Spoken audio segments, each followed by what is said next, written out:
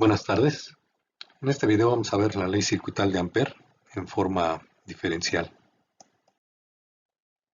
Bueno, como vimos en un video anterior, la ley circuital de Ampère en forma integral se expresa de esta manera.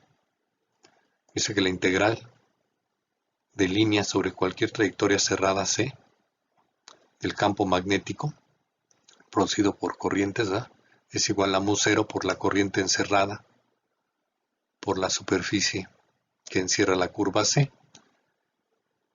Aquí en términos de el vector densidad de corriente, entonces la corriente encerrada es el flujo o la integral sobre la superficie que encierra la curva C, la trayectoria C del vector densidad de corriente. En este caso, fíjense que C es una curva cerrada en el plano de la página de la diapositiva y el vector densidad de corriente es perpendicular al plano de la página. Pero podemos tener una situación más general. En esta figura se muestra una situación más general en donde podemos expresar la ley circuital de Ampère. En este caso, tenemos un conductor, la superficie de un conductor, donde hay una distribución de corrientes, es decir, el vector densidad de corriente tiene una dirección y una magnitud diferente en cada punto del espacio tridimensional. La curva C cerrada ahora también puede ser en un plano en cualquier dirección en el espacio tridimensional. Bueno, se define la circulación del campo magnético, se denota por la letra gamma mayúscula, como la integral del campo magnético sobre esa trayectoria cerrada. Me da información sobre cómo se cierran las líneas de campo magnético, ¿sí? Y cuál es la magnitud y la dirección en cada punto de la curva cerrada.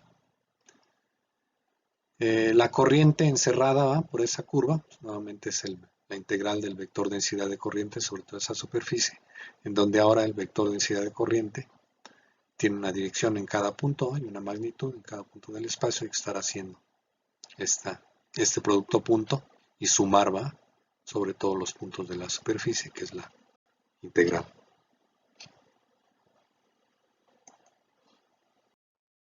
Bueno, para poder expresar la ley circuital de Ampère en forma diferencial, tenemos que ver cómo es el comportamiento local de la circulación del campo magnético en cada punto del espacio, para en términos de eso definir lo que es el rotacional del campo magnético, porque la ley circuital de Ampère se expresa en términos del rotacional, del campo magnético, que es un vector.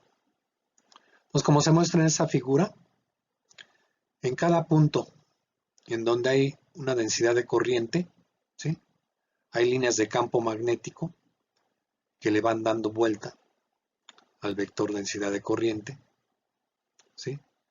Es como si fueran alambritos, que generan campos magnéticos, siguiendo la regla de la mano derecha, como ya hemos visto. Entonces, podemos definir la circulación del campo magnético alrededor de un punto cualquiera, donde hay una densidad de corriente, como pues la integral precisamente de línea sobre una trayectoria cerrada, una curva cerrada CI, del campo magnético sobre esa trayectoria. Lo denotamos por gamma I, la circulación en la curva CI cerrada. Con base en esto podemos definir el rotacional del campo magnético en ese punto de la siguiente manera. Se construye una trayectoria cerrada sobre un plano que sea normal a un vector n, estamos denotando por n, vector unitario. Calculamos la circulación sobre esa trayectoria cerrada, ¿sí?, pondríamos aquí,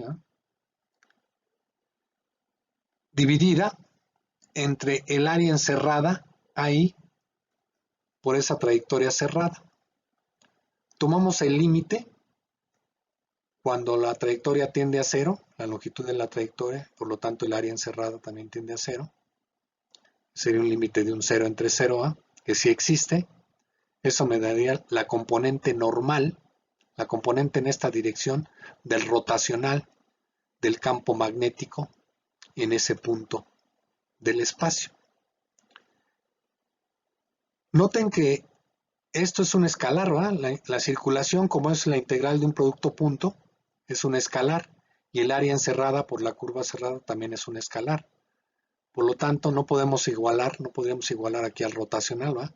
Esto me da solamente la componente en la dirección de este vector del rotacional del campo magnético, ¿sí?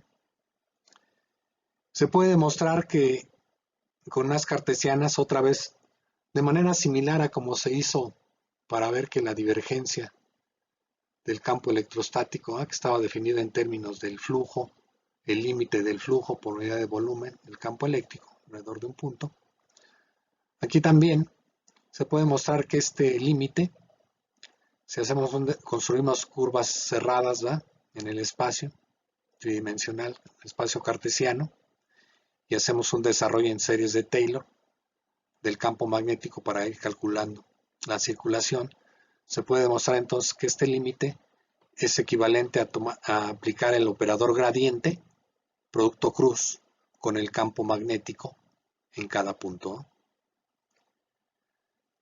Entonces, ya lo podemos expresar de esta manera, que el rotacional, la componente en la dirección de un vector unitario n, es este límite de esta circulación por unidad de área sobre una trayectoria que está en el plano normal a este vector, ¿va?, perpendicular a este vector n. Si queremos calcular, por ejemplo, la componente x del rotacional del campo magnético en un punto, pues lo que tenemos que hacer es construir una trayectoria, ¿va?, cerrada en un plano que sea perpendicular al vector unitario en la dirección x, que sería el vector y, o x con gorrito picudo, como se muestra en esta figura, y tomar el límite cuando esa trayectoria tiende a la longitud de esa trayectoria y el área encerrada por esa trayectoria tiende a 0. Bueno, la definición que dimos en la diapositiva anterior para las componentes del rotacional del campo magnético es una definición general para cualquier campo vectorial. Entonces aquí voy a ver, con base en eso, el teorema de Stokes, que me va a permitir pasar de la forma integral de la ley circuital de Ampère a la forma diferencial, ¿sí? Entonces, bueno, el teorema de Stokes tiene que ver con la circulación de un campo vectorial F, cualquiera, continuo con derivadas continuas, sobre una curva C. Esa circulación la podemos calcular también de la siguiente manera.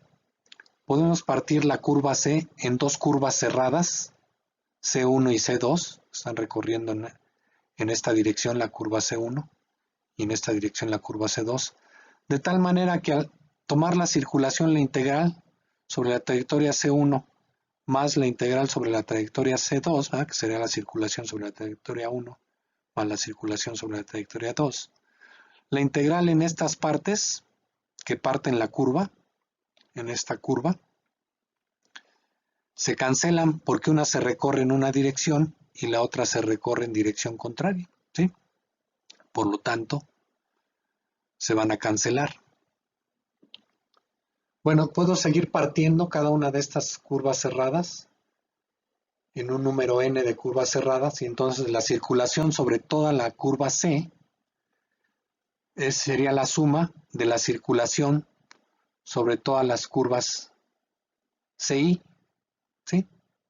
C1, C2. Entonces aquí he puesto esta expresión en donde simplemente he multiplicado y dividido por el área encerrada por cada una de las curvas, ¿sí?